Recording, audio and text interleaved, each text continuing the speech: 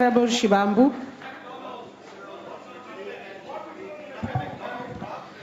Honorable Speaker, I'm taking the question.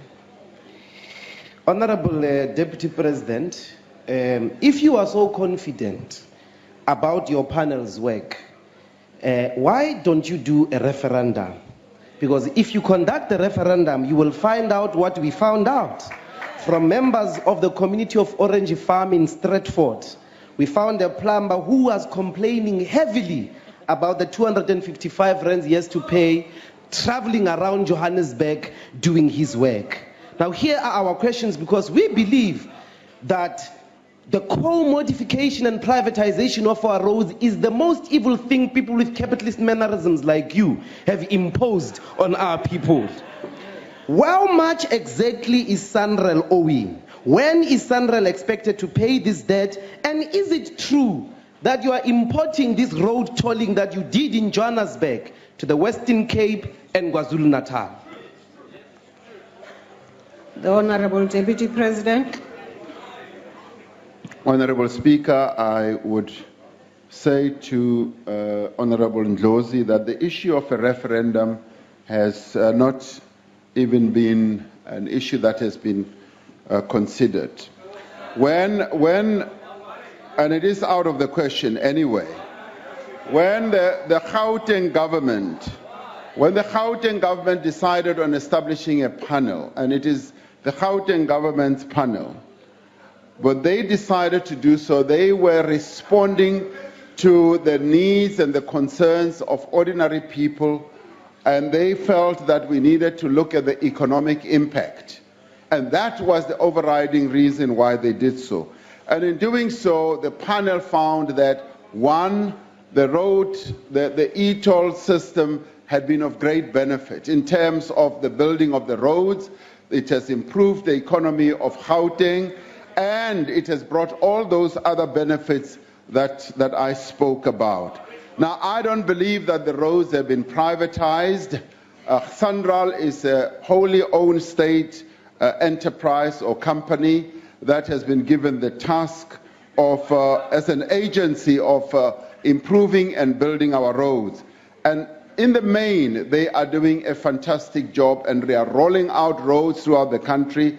Now you ask a question of whether in the KZN and in the Western Cape, the same is going to obtain. I have not looked at the internal plans of SANRAL. What I do know is that SANRAL does need to raise funding. It raises funding through bonds on international markets and the local market, and in doing so, they are raising these funds to improve our roads. And if we accept that the user pay principle should apply, and our people, ordinary people, are not opposed to the user pay principle, they say that we are prepared to pay. And in this case, they said the tariff that had been set was far too high. That is what the panel found. And when the panel went through the whole process, the government responded, and it responded very positively, to say that we have heeded the concerns of our people. We are going to reduce the tariff. And in the end, the national fiscus and the Gauteng fiscus will have to close the gap, because there is going to be a gap. So the hybrid model that we've come up with, where the national fiscus pays, where Gauteng pays, and where the users pay, is a wonderful model where all the three key stakeholders come to the party to pay for our roads. And I think we should accept that we are going to continue improving our roads. These roads have to be paid for. Somehow, all of us are responsible for paying for these roads. May I please address you before the next question is answered? If you want to raise a supplementary matter, can you wait until he answers? Then you can raise a matter in the process of the supplementary questions. No, I promise you, Honorable Speaker, it's not a supplementary matter. What is it? It's an explanation on the basis of Rule 69. Because the Honorable Deputy President did not answer how much do we owe? And we asked that and he did not answer.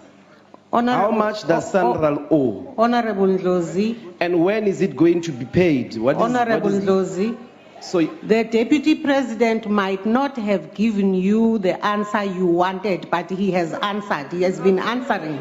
So please take your seat. and the And let's commodification proceed. question? Honorable Ndlozi, please take your seat. Honorable Kekana Honorable Speaker. has asked this question number 11. Speaker,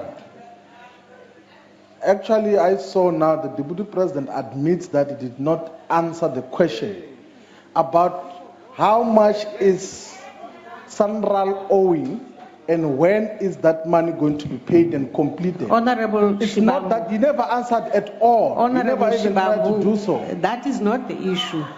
I mean, it's not dependent on the Deputy President agreeing with the question asked by But Honorable what is the Ndlozi. purpose of this question session when people are just Honorable going to ignore Shivambu, us? please take your seat and let's proceed with the But what is question. the purpose of a question session if we ask questions here are not being responded to and then we just steamroll and go forward?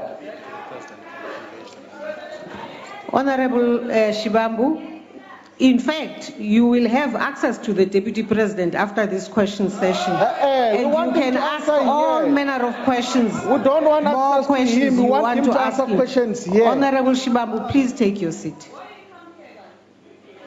You know, Please. this culture of unaccountability is very Please problematic. take your seat, Honorable very Shivambu. wrong. Please take your seat. Honorable Chief Whip. On a point of order, Honorable Speaker,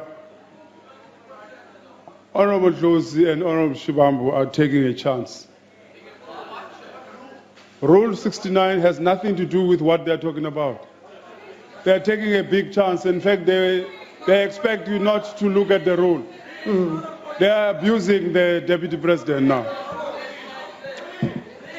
I would like Honorable to call. Speaker. I would like to call upon Honorable the Deputy. Speaker. Honorable Maxine, can you please allow me to proceed with the question I session? just want to say something, Speaker.